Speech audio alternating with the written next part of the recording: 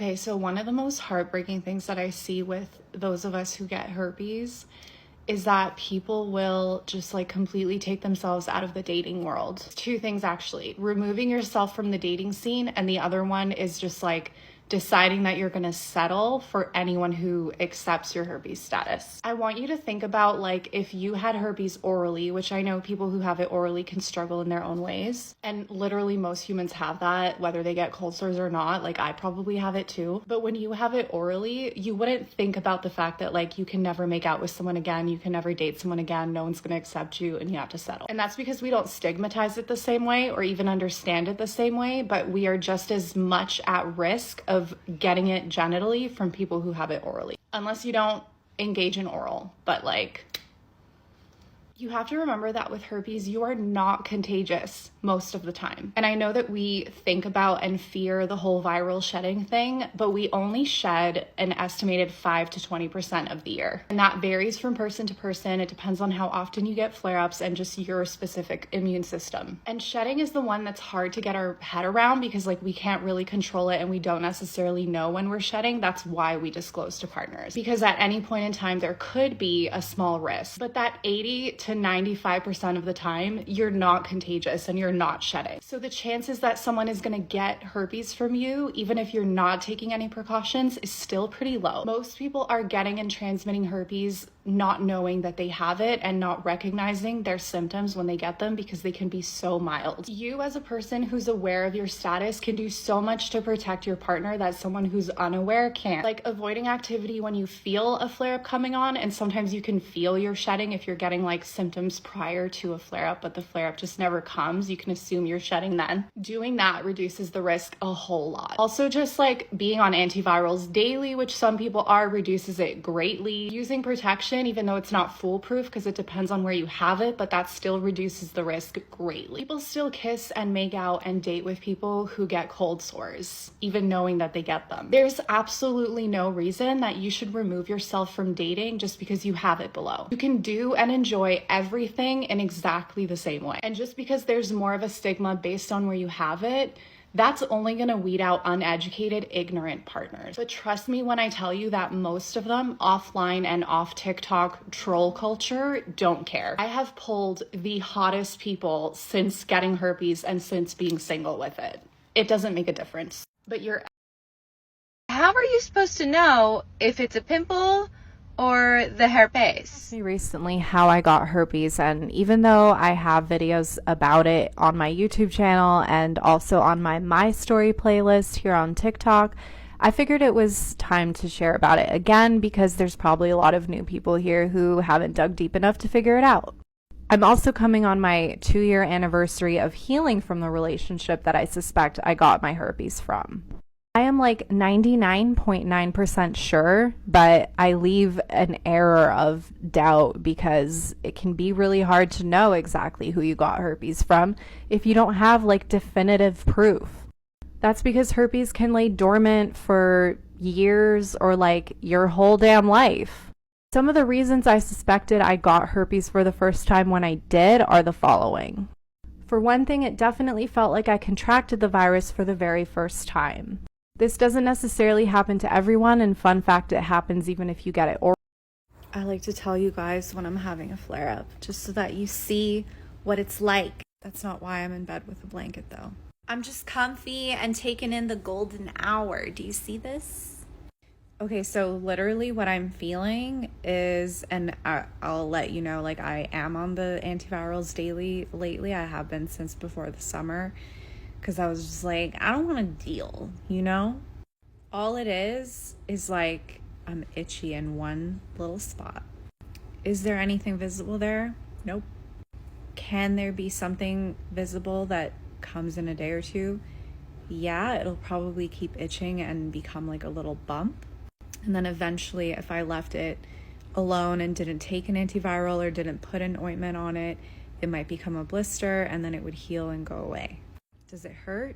No. I got testing obviously before, and I found out that I had PV, but that wasn't with herpes test, right? So today I am chilling. I go look at my results, and then my test says high for ASV1, and I immediately was just like, oh Jesus, like I have herpes, right? So mind you, I'm about to go to the store with my dad. I didn't even have no time to process it. I had called somebody to ask them like, hey, how was it when you got diagnosed? Because I know that God has given me this strength, right? But I have to process these emotions. So I talked to my other friend. I'm like, yeah, I'm good. And I don't know, like I talked to my mom. I told her about it, and then like I got sad.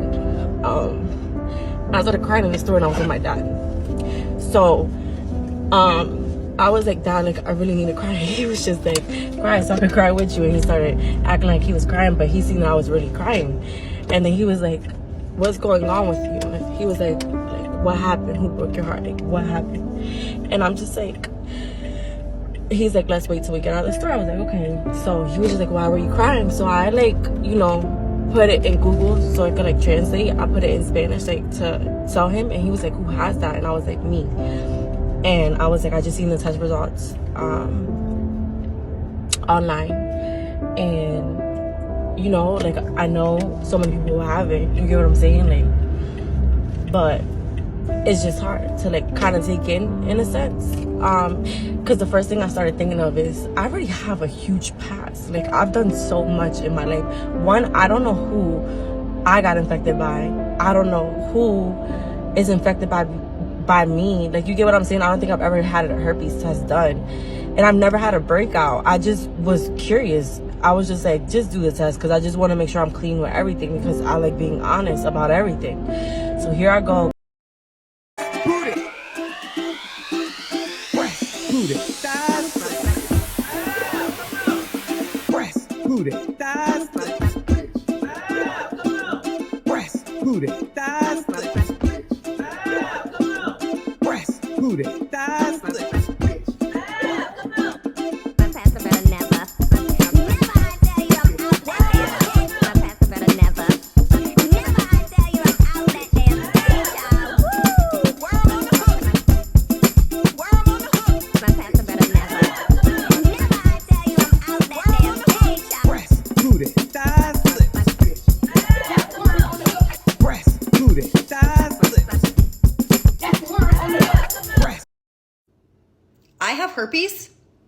I have herpes. You heard me right. And I'm simply done allowing that statement to cultivate shame for me anymore. I'm done. I contracted herpes when I was 19 years old. I am 28. And I spent almost 10 years carrying around this heavy load of shame surrounding the fact that I have HSV. I contracted herpes from a man that I trusted. I thought we were dating. Obviously, my standards were very low back then. And I had asked him if he had been tested, but I never verified any test results.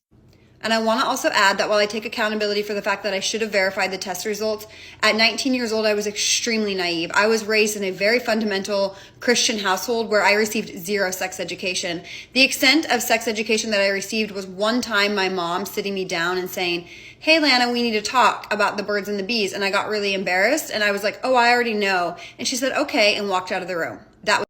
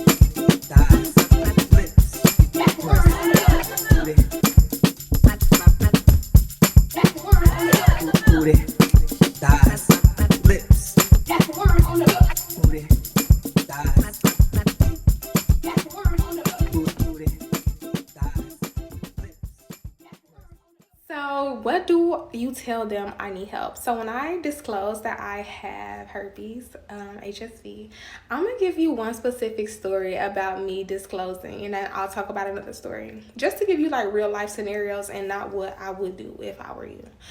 So one specific story, I was in the West, is it West Loop or South Loop? Girl, one of the loops of Chicago. And I was going to Flaco Tacos. Going to Flaco Tacos, get some tacos and a margarita. And I was finding parking, and I bumped into this man, very handsome as hell.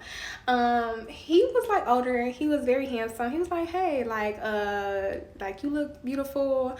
Trying to talk to me, get my number. So I did end up exchanging numbers with the person. And immediately, right then and there, I told him that I have herpes. And his response was so beautiful. He was so sweet. He was so amazing. And not to get all holy or whatever, but I really truly think that God will literally send you the right people when you're trying to disclose, and you set the tone with yourself. Like, you know what? I just want to be able to express having herpes with people, and I just want to be comfortable doing it. God will literally send beautiful people to your life to make that process easier. Also, with another guy, his response, I just disclosed through text message. I actually ended up sending him my YouTube video, because I have a YouTube video about having herpes.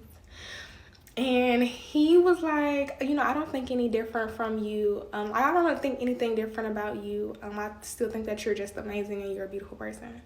So if you're worried about disclosing, my best opinion is to just tell them, hello, I know that you're interested, but I have herpes, and either you want to continue this or you don't. Really just laying it out, like just laying it out flat. Honestly, there really is no, I don't go out my way anymore to make it sound a certain way, to make it sound good. I don't go out my way to even make it sound bad, because we could really make it sound worse than it really is. So just be mindful of that. Be mindful of your tone. Be mindful of how you're viewing your own situation too. Because if you're in this like sad mode, people are going to get that energy from it when you tell them like, oh my God, I have herpes. Help me. They're going to get that when you tell them. So you have to just tell them flat out, bold, confidently, like, hey, I like you too, and I have herpes. So if you want to continue that, we can. And if you don't, hey, you don't. So, but it's a work in progress. So don't pressure yourself. There's a lot of people on TikTok who are open, very open about their stories and how they got herpes, how they live with herpes, how it works and things of that nature. And that's great. Honestly, that's great. But what I want to make sure that I say is that preventative measures are very, very important. I don't see anyone speaking about that. This is not just get herpes and everything's going to be all right. Everyone is not going to be okay with it, and everyone doesn't have it, and it's okay if you don't. So if you want to do what needs to be done, meaning protecting yourself for not having sex with every Tom, Dick, and Harry, and being mindful of who it is that you spend your time with and who it is that you touch and who you allow to touch you, it's okay to do that as well. It's okay to be a virgin. It is okay to not have sex. It is okay to use protection. I don't see that in any of these videos. It's just all these people saying that everything is okay, your life is not over, and no one's saying that your life is over, but why have it be more difficult unnecessarily? All this free, we can do whatever we want, I can F whoever I want, it's okay, I'm young, I'm young, I'm young. You be young with something that you never can get rid of, and that's going to make a harder daggone life, regardless of what these people say. But that's it. That's all. Make sure you comment, share, like, subscribe. I see you all in the next one. If you're doing it, stop it. Get some help.